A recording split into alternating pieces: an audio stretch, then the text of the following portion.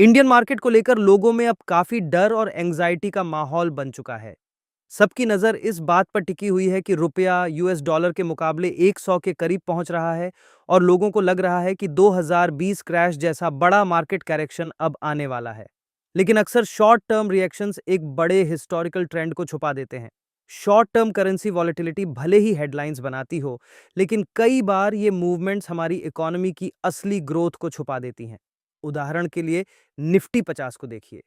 2021 में यह इंडेक्स लगभग 15,000 पर था।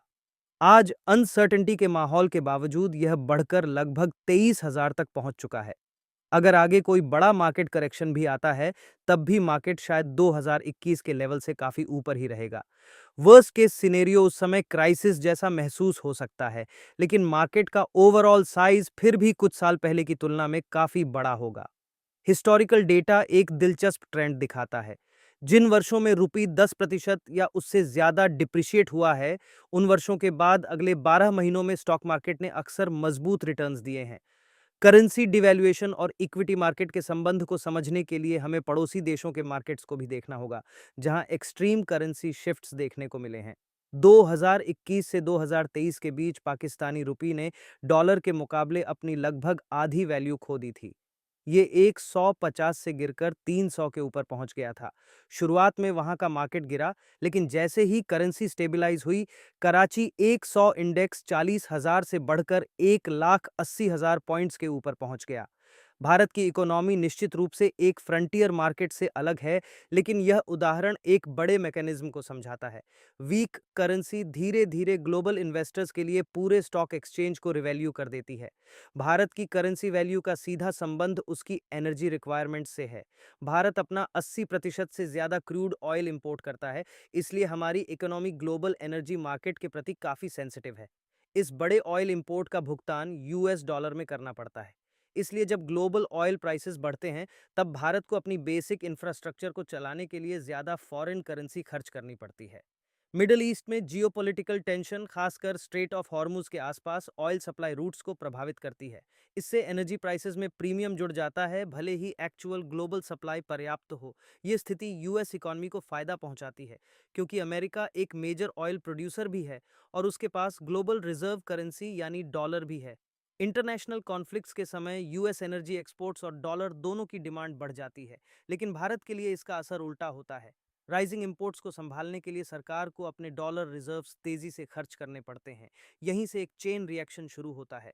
जैसे जैसे भारत ऑयल खरीदने के लिए ज्यादा डॉलर खर्च करता है, फॉरेन करेंसी रिजर्व्स कम होने लगते हैं। इससे रुपया पर डाउनवर्ड प्रेशर बढ़ता है। जब रुपया कमजोर होने लगता है, तब फॉरेन पोर्टफोलियो इन्वेस्टर्स यानी एफपीआईज रिएक्ट करना शुरू कर देते हैं। उन्हें डर होता है कि रुपया और कमजोर हो सकता है, इसीलिए वे अपने इंडियन स्टॉक्स बेचने लगते हैं, ताकि डॉलर टर्म्स में अपने कैपिटल की वैल्यू बचा सकें। स्टॉक्स बेचने के बाद एफपीआईज अपने रुपये को वापस डॉलर में कन्वर्ट करते हैं और मार्केट से बाहर निकल जाते हैं। इससे डॉलर की डिमांड और बढ़ जाती है, जिसके कारण रुपया और कमजोर हो जाता है। इस तरह एक विशियस साइकिल शुरू हो जाता है। स्टॉक सेलिंग से मार्केट गिरता है और डॉलर डिमांड से रुपया कमजोर होता जाता है। लेकिन एक समय ऐसा आता है जब फॉरेन इन्वेस्टर्स का पर्सपेक्टिव बदल जाता है।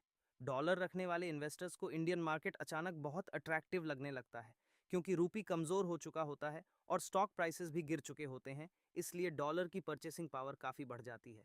स्ट्रॉन्ग फंडामेंटल्स वाली इंडियन कंपनीज फॉरेन इन्वेस्टर्स को डिस्काउंट पर मिलने लगती हैं।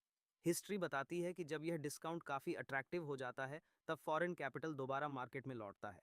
जो करेंसी वीकनेस पहले एग्जिट का कारण थी, वही बाद में मैसिव री एंट्री का सबसे बड़ा कारण बन जाती है। इंस्टीट्यूशनल इन्वेस्टर्स इसलिए वापस आते हैं क्योंकि भारत का कोर इकोनॉमिक इंजन अभी भी मजबूत रहता है। एक कंजम्पशन ड्रिवन इकोनॉमी, जिसमें 1.5 बिलियन लोग शामिल हैं। डोमेस्टिक डिमांड एक स्ट्रक्चरल रियलिटी है, जिसे टेम्परेरी करेंसी शिफ्ट्स खत्म नहीं कर सकते। वर्तमान मार्केट मूवमेंट वास्तव में एक्यूमुलेशन फेज को दर्शाता है। मार्केट प्राइसेस अभी करेंसी प्रेशर के अनुसार एडजस्ट हो रही है, ताकि फ्यूचर रिकवरी के लिए बेस तैयार हो सके। एनर्जी क्राइसिस की नेचर को समझना भी जरूरी है। दुनिया में फिजिकल ऑयल की एक्चुअल शॉर्टेज नहीं है। वर्तमान प्राइस स्पाइक्स मुख्य रूप से मिडल ईस्ट में टेम्परेरी लॉजिस्टिकल ब्लॉकेजेस की वजह से हैं। जैसे ही सप्लाई रूट्स स्टेबलाइज होते हैं, ऑयल प्राइसेस पर लगा आर्टिफिशियल प्रीमियम धीरे धीरे खत्म हो जाता है। इससे एनर्जी कॉस्ट्स कम होती हैं, रूपी को रिकवरी में मदद मिलती है और फॉरेन रिजर्व्स पर दबाव घटता है। रिटेल इन्वेस्टर्स के लिए सबसे बड़ा रिस्क यह है कि वे हेडलाइंस देखकर पैनिक में म्यूचुअल फंड्स और ईटीएफ्स बेच दें। करेंसी ड्रिवन डाईपी में सेलिंग का मतलब होता है कि वैल्यूएबल डोमेस्टिक एसेट्स को इंस्टीट्यूशंस के हाथ सबसे कम वैल्यूएशन पर सौंप देना।